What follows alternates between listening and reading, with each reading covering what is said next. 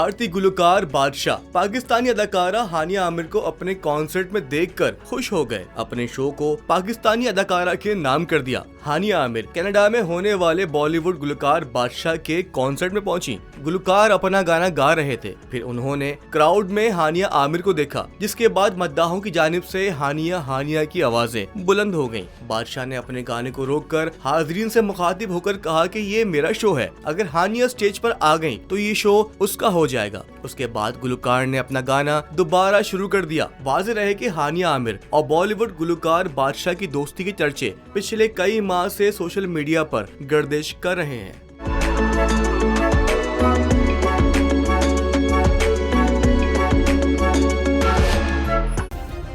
Subscribe करें और bell दबाएं ताकि कोई खबर रह न जाए।